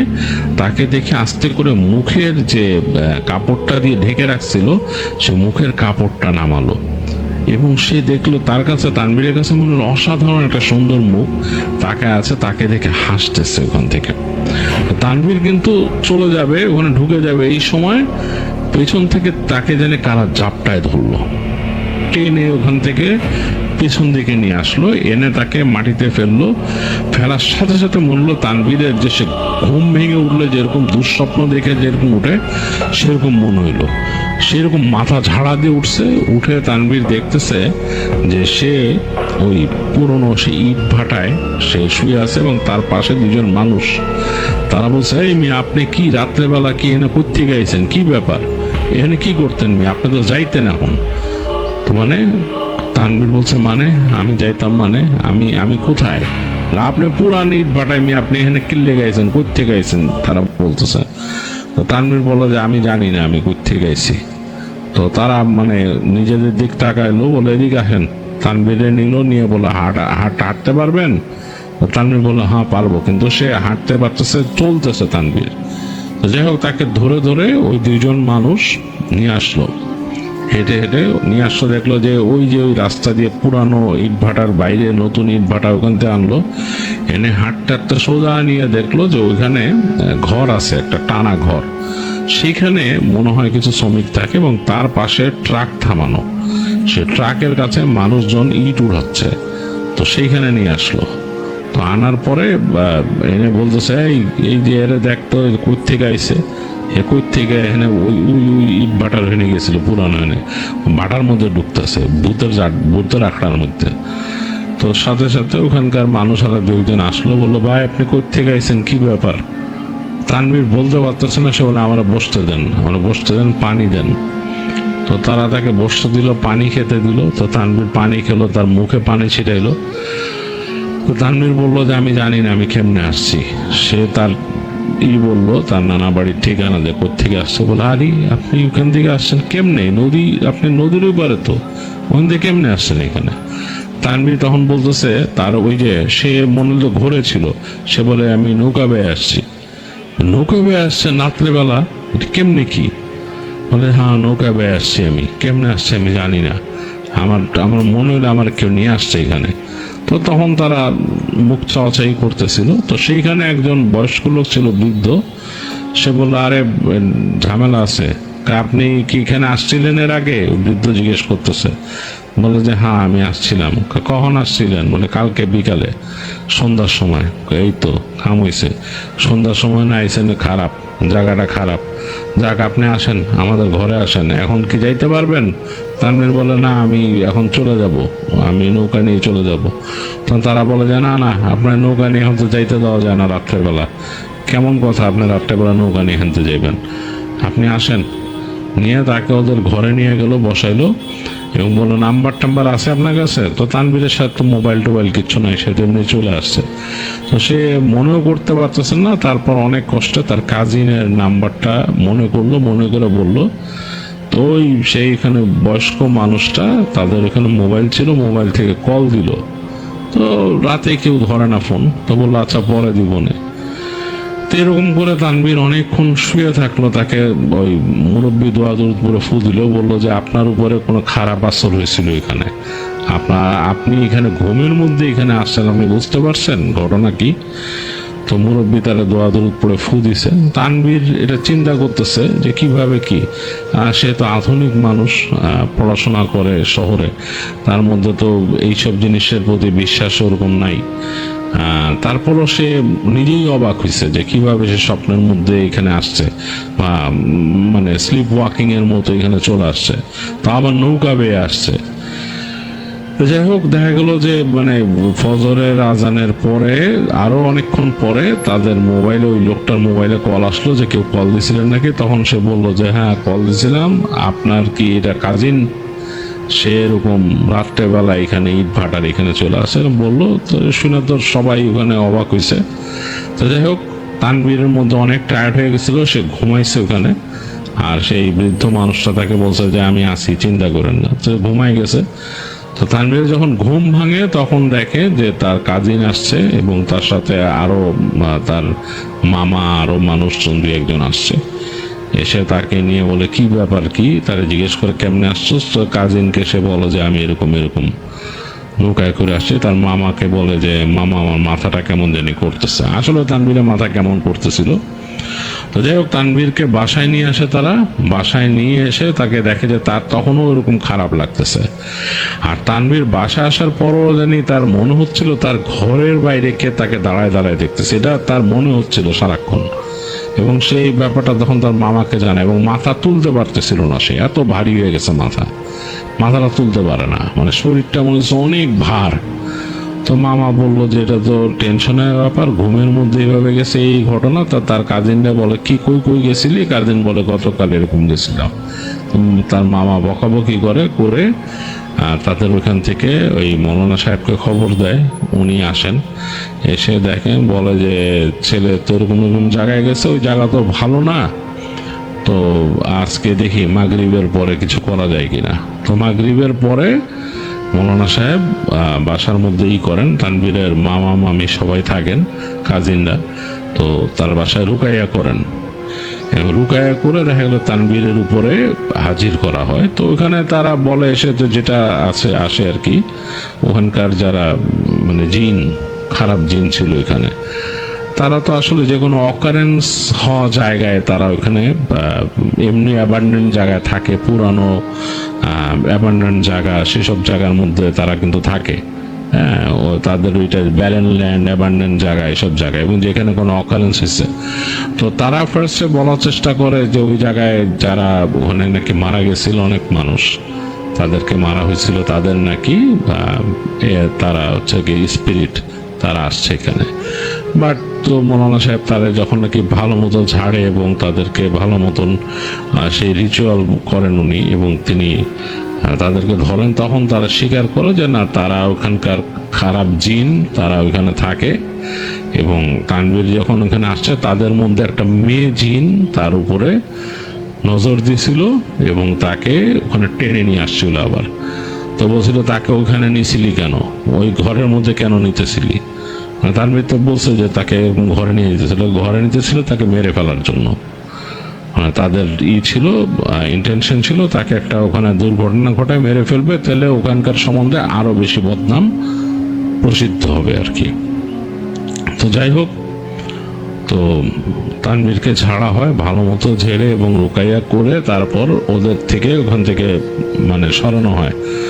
সরায় মৌলানা সাহেব বলেন যে ছেলেকে আপাতত এখানে রাখেন না, পাঠাই দিয়েন, কালকেই ওকে আবার ঢাকায় পাঠাই দিয়েন। তো দোয়া দরুদ পরে তাকে ফু দেয় এবং তাকে পড়া পানি দেয় এবং বলে যে একটা পড়া তেল দেয়, বলে এটা মালিশ করে দিবেন শরীরে। সে যতক্ষণ এখানে থাকবে তেল মালিশ করে দিন ওর শরীরে, যাতে এই এলাকা ছেড়ে যাওয়া পর্যন্ত যাতে এরকম থাকে, কারণ ওখানে জায়গাটা খুব খারাপ, খুব খারাপ। তো যাই হোক, মৌলানা সাহেব পরে চলে যান এবং তানভীরকে তারা টেক কেয়ার করে, তার মামা বাড়ির লোকরা পরদিন, এবং তার কাজিন তাকে পরদিন নিয়ে যায়, একদম ঢাকা পর্যন্ত পৌঁছায় দিয়ে আসে, ঢাকা মধ্যে পৌঁছায় দেয়। এবং তানভীর মানে ওই সময় আর ওগুলো স্বপ্নে দেখতো না, বা ঢাকায় আসার পরও সে অনেকদিন দুর্বল ছিল, তবে ভয় পেত। রাতের বেলা সে নাকি তার হলে যাওয়া আসা করতে গেলেও ভয় পেত, কারণ তাদের ওইখানেও কিছু কিছু জায়গা ছিল মানুষজন নাকি ভয় পায়, স্টুডেন্টরা বলে। তো তানভীর ওইসব জায়গা দিয়ে চলতে ফিরতে ভয় পেত, রাতের বেলা হাঁটাচলা করতে অনেক ভয় পেত। তো এই জিনিসটা অনেক দিন ছিল তানভীরের মধ্যে, অনেকদিন ছিল, এবং পরবর্তীতে আস্তে আস্তে সেটা তার কেটে যায়। তো এই ছিল তানভীরের ঘটনা।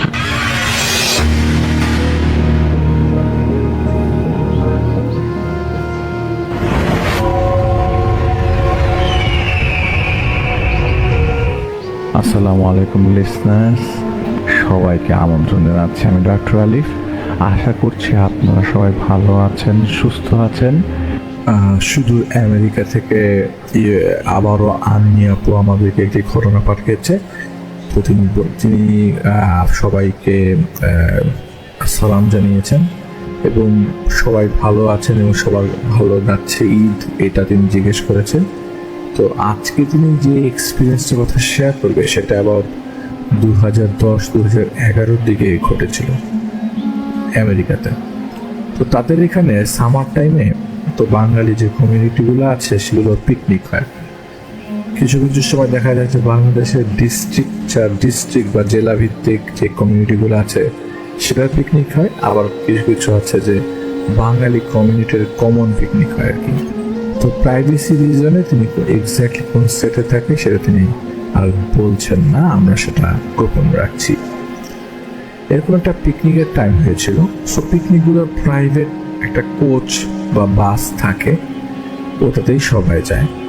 সবাই গাড়ি নিয়ে এসে একটা জায়গায় জড়ো হয় এবং ওখান থেকে সবাই মিলে বাসে বা কোচে করে চলে যায়। সো এরকম একটা কোচ বাসে তারা উঠে রওনা হন।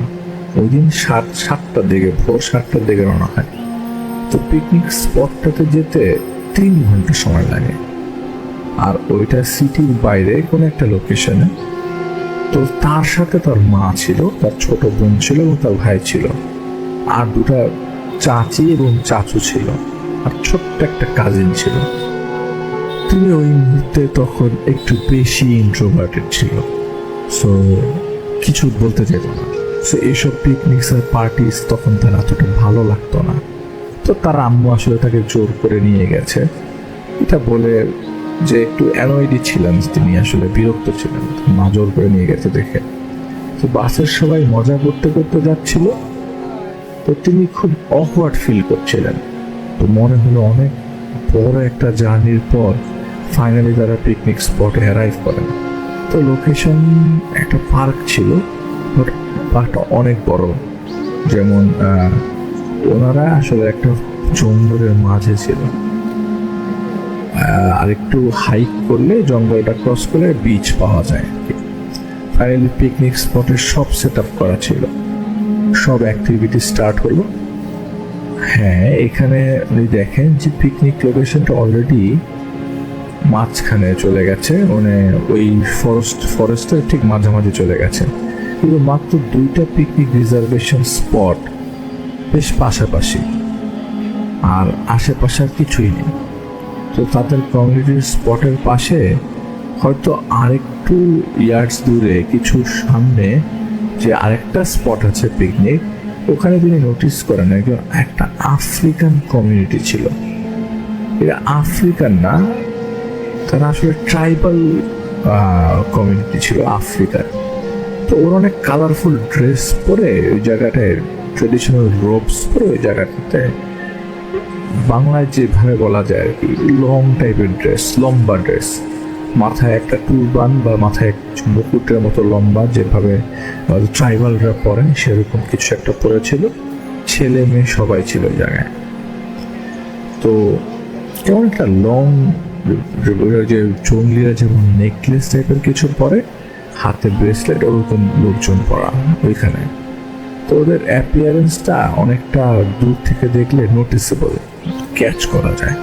তো তাদের কমিউনিটি পিকনিকে সবাই তাদের একটা অ্যাক্টিভিটিস শো করছিল, মানে তারা সবাই মজা করছিল, সবাই গান গাচ্ছিল, নাচছিল, গেমস চলছিল।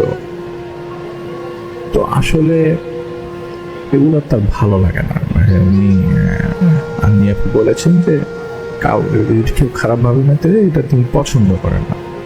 একটা পয়েন্টে জোহরের ওয়াক্ত চলে আসে, তো তিনি তার আম্মুর সাথে একটু মিউজিকের কাছে যে দূর থেকে গিয়ে নামাজ, মানে মিউজিক থেকে একটু দূরে যেয়ে নামাজটা পড়ে নেয় এবং একটা বেডশিটের উপরে নামাজটা পড়ে। তো তিনি সালাম ফেরান পর তিনি একটু এমন ডিফারেন্ট ফিল করতে থাকেন। তিনি দেখেন ওই আফ্রিকান গ্রুপ থেকে একটা ছেলে, সেটার বয়স 9 থেকে 10 বছর হবে, সেটা ট্রাইবাল ড্রেস পরায় ওদের মতো। হিন্দু সাধুরা যেরকম 2টা কাপড়কে পেঁচিয়ে র্যাপ করে পরে ওই ছেলেটা ওরকম হয়ে পড়া, বা ওটা একটু কালো কালার, একটু হাতা আটা বের করা, মানে বৌদ্ধরা যেরকম, বৌদ্ধ পণ্ডিতরা যেরকম ড্রেস পরে সেরকম। তো গলায় বড় বড় ব্রাউন কালারের বড় বড় নেকলেস, ছেলেটা একটু বেশি আনকমফোর্টেবল লাগছিল আসলে আন্নিয়াপুর। তো সে যেমন তাকিয়েছিল তার দিকে, ওইটা একবার তাকিয়েছিল, মুভ করছিল না। তো তিনি এবং তার ফ্যামিলি নামাজ পড়া শেষ করলো। নামাজ পড়া শেষ করার পরে জিজ্ঞেস করলো যে এই তুমি কিছু চাও? তো ওই ছেলেটা অন্য একটা ল্যাঙ্গুয়েজে চিৎকার করে বলতে লাগলো, কিছু একটা বললো, আসলে সেটা বোঝা গেল না। এবং সে খুব রেগে গেল, যেন ওর অন্য ল্যাঙ্গুয়েজের কথাটা তার মাইন্ডে সামহাউ ট্রান্সলেট হয়ে গেছে আপুর মাইন্ডে। তিনি বুঝতে পারছিলেন ছেলেটা কি বলছে। তার কাছে, আমিয়াপুর কাছে মনে হয়েছে ছেলেটা বলেছে, তুমি যেটা করছো সেটা থামাও, তুমি আমাদের প্রার্থনা বা রিচুয়ালটাকে ধ্বংস করছো। এটা ওই মুহূর্তে আমিয়াপুর কাছে লাগতে থাকে, সেটা মাথায় হিট করে বসে, যে ছেলেটা কি বললো সেটা তার কাছে ট্রান্সলেট হয়ে গেছে মাইন্ডে। তো আমিয়াপু কিছুক্ষণ কনফিউজ হয়ে বসেছিল। তো তার মা বলে, এই কি বললো ছেলেটা? সেটা বিরক্ত হয়েছে না আমাদের নামাজ দেখে? আমিয়াপু বলল, হ্যাঁ চলো। তারা আবার ব্যাক করে তাদের স্পটে। তিনি আসলে বোর ফিল করছিল। তো আন্নিয়াপু তার মাকে বললো যে আমি আমার ভাই বোনদের সাথে একটু চলো একটু বিচে হেঁটে আসি। ওইদিকে কোথায় না বললো বিচ আছে, ওইদিকে একটা কোথায় বললো বিচ আছে, ওই জায়গায় যাই। তো তার আম্মু বললো ওকে, তোমরা তাড়াতাড়ি ব্যাক করে আসিও। তো তারা বলে ওকে ঠিক আছে। তো তারা ওখান থেকে বিচের দিকে রওনা দেয়। তো তিনি হঠাৎ দেখে যে ওই ট্রাইবাল গ্রুপটা রাউন্ড হয়ে দাঁড়িয়ে হাতে হাত ধরে, মাঝখানে একটা ছেলে। ইনফ্যাক্ট নামাজ শেষ করে সে যে ছেলেটার দিকে তাকিয়েছিল সেই ছেলেটার সাথেই আসলে এনকাউন্টার হচ্ছিল। ওই ছেলেটাই মাঝখানে দাঁড়িয়ে, এবং তার পাশে একটা বয়স্ক লোক। সেই বয়স্ক লোকটা এরকম লম্বা কাপড় পরে দাঁড়িয়েছিল। ছেলেটা একটা পোলের মধ্যে একটা স্টিক, মানে কাঠের একটা স্টিক, ওইটার কিছুর সাথে বাঁধা ছেলেটা, ওইটাকে মাঝখানে রাখা। আর সার্কেলের যে মানুষগুলো ছিল সেই মানুষগুলো হয়তো বা কিছু একটা পড়ছে বা কিছু একটা করছে। আফ্রিকান ট্রাইবাল ল্যাঙ্গুয়েজে ওরা কিছু একটা বলছিল। তো তাদেরকে ওরা পাশ কাটিয়ে যায়, ওনারা পাশ কাটিয়ে বীজ খুঁজছিল আর কি তারা। তো ওরা ওই ক্রাউডটা ব্লক করে রেখেছিল আসলে তাদের রাস্তাটা, যাওয়ার পথটা, মানে ওই যে ট্রাইবালরা।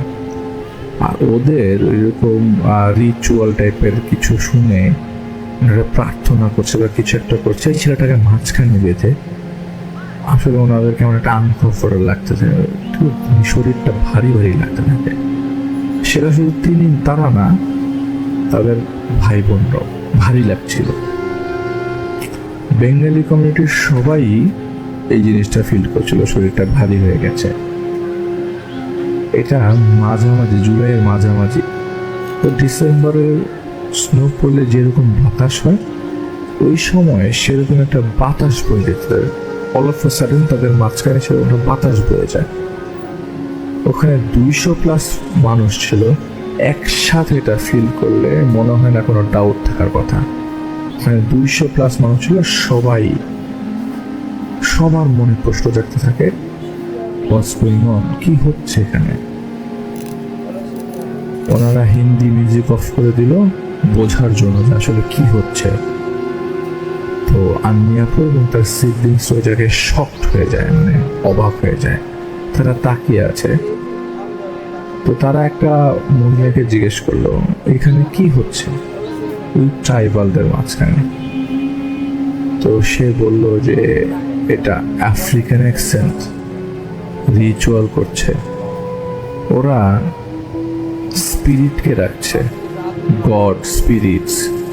তো তো সে পয়েন্ট আউট করে দেয় যে ছেলেটা মাঝখানে আছে, ওই ছেলেটার মাঝখানে গড আসবে, ওরা মানে ঈশ্বর আসবে, ওকে ব্লেস করে দিবে, ওকে আশীর্বাদ করবে। তো ওনার ওই মহিলাটা আসলে ব্রোকেন ইংলিশ, ভাঙা ভাঙা ইংলিশ বলছিল। তো ওনারা বুঝলো যে ওইখানে হয়তো ওরা কোনো স্পিরিটস বা আত্মাকে ডাকছে বা আত্মাকে কল করছে। এটা 2011 দিকে ঘটনা। তো ওনারা ডিরেক্টলি বললো যে রিচুয়াল করছে। এটা শুনে তার ভাই এবং তার ভাইকে এবং তার বোনকে বললো যে চলো তাড়াতাড়ি আম্মুকে খুঁজি। তো ডিপ ভয়েসে কেউ কথা বলছে। তারা ঘুরে যখন তার মার দিকে ব্যাক করবে, ঘোরার সাথে সাথে তারা একটা ডিপ ভয়েস শোনে। এইদিকে ওই তাদের কিন্তু রিচুয়াল চলছে, তারা কিন্তু ডাকছে, যেরকমটা প্ল্যান চেক করে যেরকম ভাবে ওরা কিছু একটা করে চ্যান্টিং করছে আর কি, এবং কন্টিনিউয়াসলি করছে, অনেক জোরে জোরে শব্দ করে। তো তিনি যখন পেছনে তাকান দেখেন যে মেয়ে লোকটা ছিল, যে ছেলেটা ছিল মাঝখানে, এখন আর ছেলেটা বাধা নাই, ছেলেটার আর্মটা কেমন একটা চারিপাশে দুই পাশে ছড়ানো, আর ও বলছে কিছু একটা, চোখ বন্ধ করে। তো চোখ বন্ধ, আর তিনি আর কিছু দেখছিলেন না, মানে আমি আর কিছু দেখছিলেন না, তিনি দৌড় দেন। মানে এখন ওই অবস্থায় ছেলেটার এই কন্ডিশন দেখে তিনি দৌড় দেন।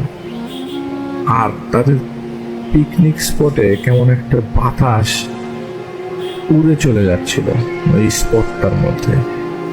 আর চারিপাশে মানে যেই খাবারগুলো তারা নিয়ে গেছিল, যেসব জিনিস তারা নিয়ে গেছিল, বসার জিনিস, সব উড়ছিল আকাশে, মানে বাতাসে উঠছিল। অ্যাবনর্মাল একটা বাতাস। এটা জুলাই মাস, এটা সামার টাইম, এটা শীতকাল না। সিচুয়েশনটা আরো ভয়ঙ্কর হতে থাকলো। এটা ওই সময়টা দুপুরের দিকে, কারণ ফোনে কোনো ধরনের সার্ভিস কাজ করছিল না। সবাই বাসে উঠে গেল ভয়ে তাদের নিজেদের সেফটির জন্য, এবং তারা দেখে ওই মুহূর্তে ওই জায়গায় আকাশটা কেমন একটা গ্রে কালার বা অ্যাশ কালার হয়ে গেছে, কেমন একটা অন্ধকার ছেয়ে যাচ্ছে চারিপাশে, আর আকাশ থেকে কেমন বিজলি বা বিদ্যুৎ চমকাচ্ছে। হেভি রেইন, বৃষ্টি শুরু হয়ে গেল, ভীষণ বাতাস হচ্ছে, এবং একটা পর্যায়ে এটা চলতে চলতে মাগরিবের ওয়াক্ত হয়ে যায়। মানে জোহর থেকে মাগরিবের ওয়াক্ত হয়ে গেল।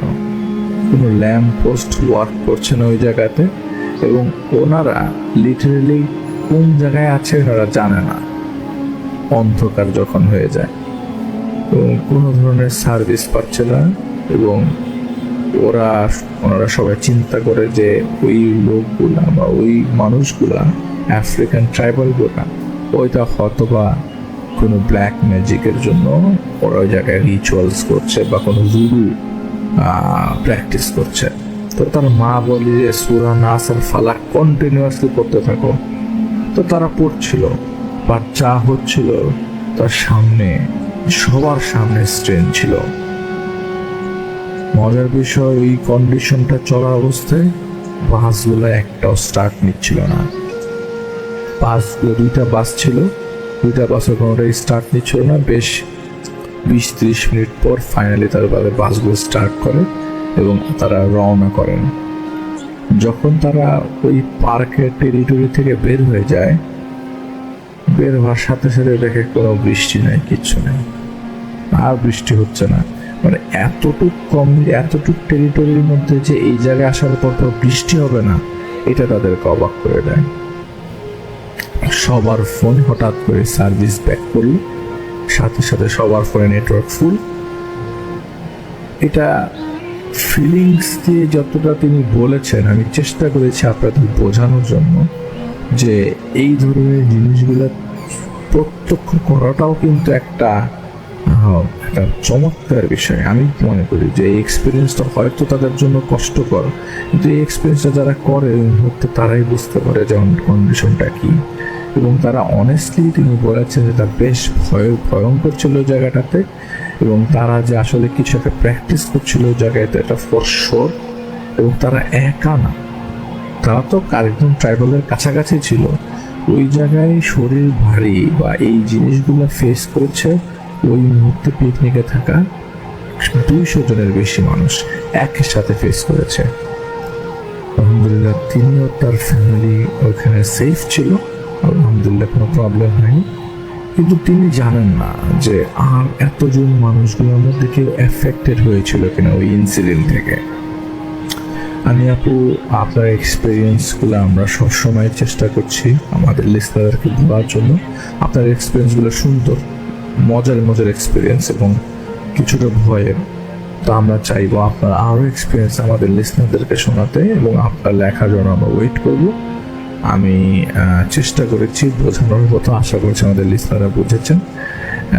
এই ধরনের প্র্যাকটিসের কথা আমি শুনেছি, আমি শুনেছি এই লন্ডনে আসার পরে, যে অনেক আগে, কিছু সময় আগে বলতে গেলে আসলে সেকেন্ড ওয়ার্ল্ড ওয়ারের পর আমাদের ইউকেতে, আমি যেখানে আছি ইউকেতে বিভিন্ন জায়গায় এনশিয়েন্ট সিটিগুলোতে এই ধরনের ভুডু প্র্যাকটিস হতো, বা এই ধরনের মানুষকে দাঁড় করিয়ে ওরা প্র্যাকটিস করতো, বলি দিত।